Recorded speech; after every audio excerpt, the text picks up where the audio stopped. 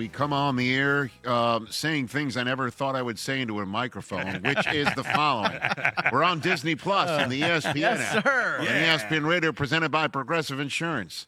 We're live from the ESPN Disney Lower Manhattan studios. Yeah, we're in New York City. Yes. Hey, this is wild. And then here's this one.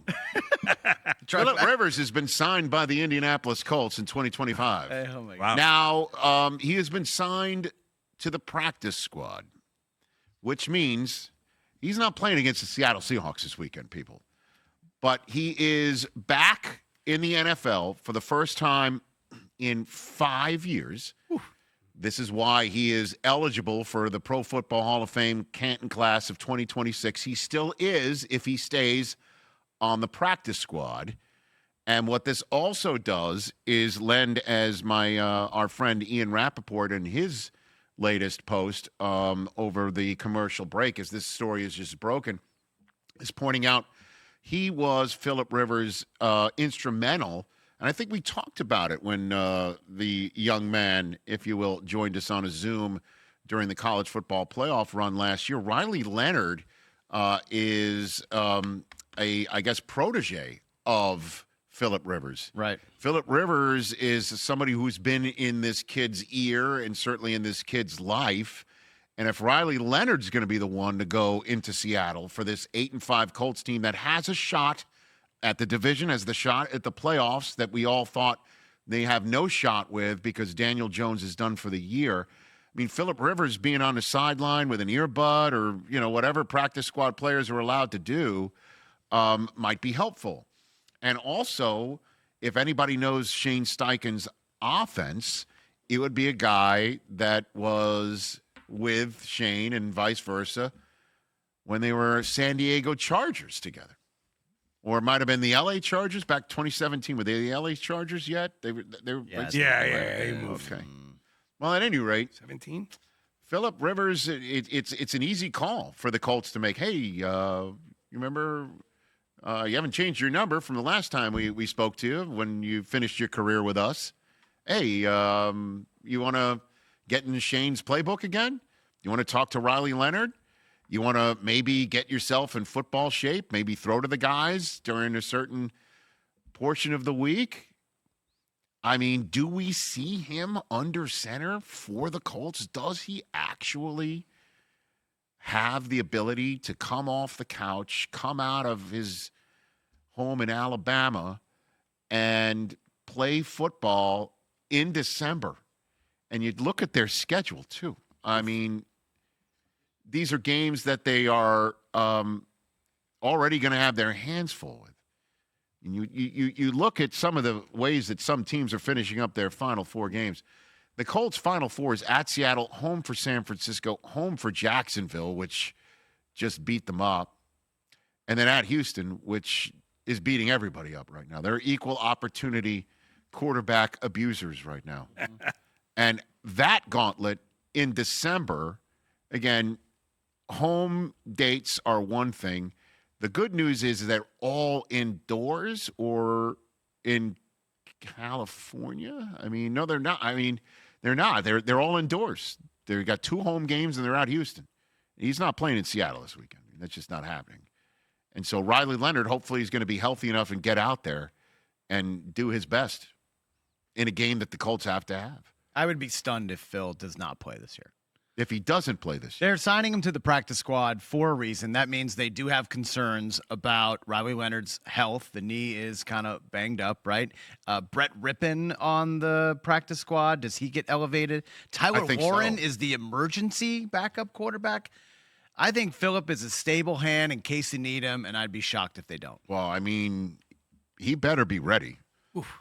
I mean, Phil hasn't just let himself go. I mean, he's been coaching high school football. I imagine he's in the mix in these practices. Again, as we talked about with Jeff Saturday in the first hour of the show, neck up, he's ready to go.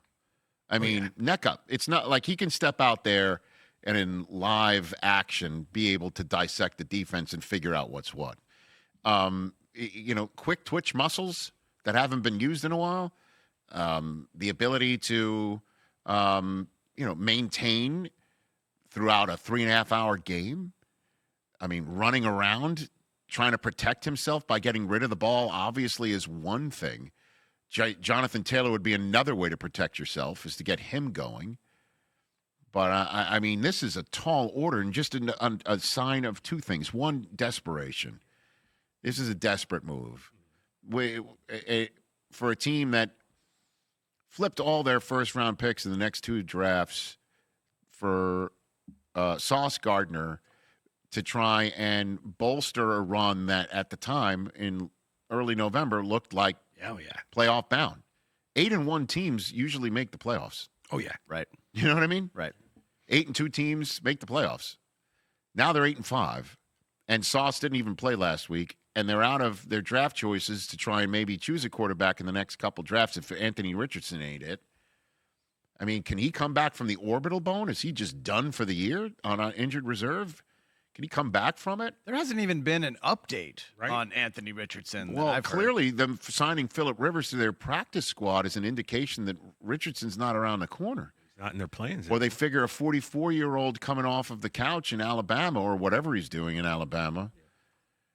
This is nuts. It's wild. And the other thing, too, is it shows once again, if I am an owner in the National Football League, I wouldn't be here.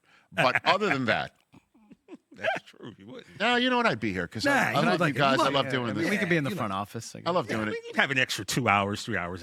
We wouldn't have flown commercial last night. No, Let's put it that way. Yeah. Okay. Well, you were way up front anyway. I know what you're talking. I wouldn't have been reclining into TJ. I wouldn't know what you're talking about. You guys. Well, you were up there getting warm nuts and hot chocolate. Oh, I know. I saw as soon as drink service started, I saw the wine getting cracked, and I knew what row that was. Yeah, we knew what was going on up there. This guy was sitting in my lap. If I was an owner in the National Football League, really? Did you matter with you people? Did he retire? Did you? I would say the following. I would say, I would 100% go in front of all of my fellow members and say, we all have to figure out a way to develop quarterbacks in this league. There, but for the grace of the football gods, go any of us, where we are now in December, fresh out of quarterbacks, calling 44-year-olds saying, what do you say? If Brett Rippon was up and ready, I mean, 2 weeks ago, think about this. The last visiting quarterback in Seattle had the longest day of his life and created the longest day of his life for everybody else on the Minnesota Vikings organization or anybody with a helmet and pads. And it's not a one-man game, I understand, but it's a quarterback-driven league. Pretty dreadful. Okay? Max Brosmer had one of the longest days of his life. Yeah. Riley Leonard is the next quarterback slated to go into Seattle as an opposing quarterback. On maybe a bum wheel? And if it's not him, because Phillip Rivers is not coming off the practice squad to take on the Seattle Seahawks this week. No way. It would be Brett Rippon. Yeah. And if it's not Brett Rippon, it would be Tyler Warren. I'm not kidding. And if this is the situation for an 8-5 team in the National Football League, and we are just fresh out of quarterbacks, you can't even sit here and say there's 64 quarterbacks that can play appropriately. There's barely for a 30. team that needs them. Yeah. Yep. It's those days of the backup quarterback coming off of the bench and being able to. Was it this way when we were kids? I don't know. No, quarterbacks played the whole year. It doesn't feel like it. I get what the more quarterbacks have gotten mobile in recent times has resulted in more injuries. Bumped around the league after a while. Like, where's Josh Johnson where you need him? Right. I'm just saying that. Where's the developmental league? Where are these leagues? The Europe leagues were so crucial. Ask Kurt Warner, who's going to be on our show later this week. Well, Again, I've been saying it. They should make all quarterbacks drafted play in the UFL. Yeah, clearly UFL. Trying to say that, it's right there. These teams don't want to invest that because what if they get hurt there? Then you're wasting high draft capital on a guy that just got hurt. But now you're costing yourself games in the games that count by putting these guys who are unprepared and unready into these situations. But Kurt Warner was undrafted. So there's got to be some undrafted quarterbacks that you could put into these systems. Do you think Shedeur Sanders would have benefited from playing in the UFL this year? 100%. He might have been ready to start week 1 instead of Joe Flacco, who was in his 40s. Yeah. And obviously we saw did not perform well. I would have to think so. Yeah. But when would he have time to have played in? After he gets drafted, boom, you're playing in the league. Have the UFL start Has to in be April. something you could After the throw draft. Yep. the remarkable amounts of capital at It's right to there. come up with a way that you are not in this position. And another way that, hopefully you strike lightning like the Niners did with Brock Purdy. Like lightning strikes sometimes, but that's so rare. NBA has a summer league. Yeah. How many guys come out of the summer league now more prepared for the NBA season? There's nothing like that in the NFL. Correct.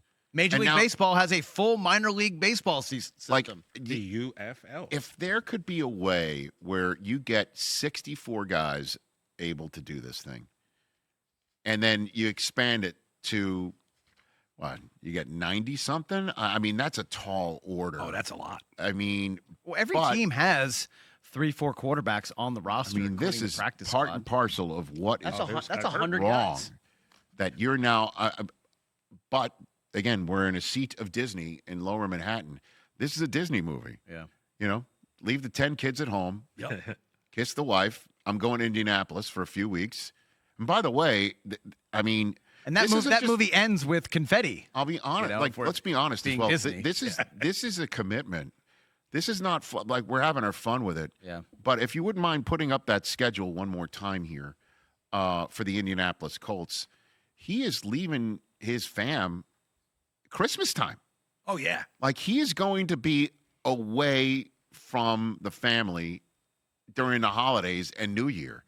Like, this is a commitment to sit down at the kitchen table, assuming, and having this conversation. He's not just doing this to just throw something at the wall, one would think. Like, they had to have a conversation of what does it mean to be on the practice squad, and then what would it mean for him to get out there? I mean, I'm sure there are many executives within the sound of my voice, potentially even around the scenery here of what is normally the get up set, that will be hitting their knees and praying to the football gods that the Monday Night Football game, Colts at San Francisco, would be Phillip Rivers starting against the 49ers. I mean, that's very fun.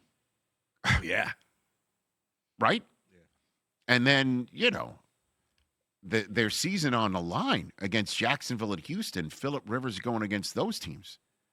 Because one would think it's not this week, and if he's going to be leaving the fam for Christmas and New Year's, Maybe longer. Dad's gone, or maybe longer. Yeah. Like, you're not just doing it to have an earbud in your ear, I would think. No. All right, so Brett Rippon started one game last year, week 9, for the Rams against the Packers. They lost 20-3.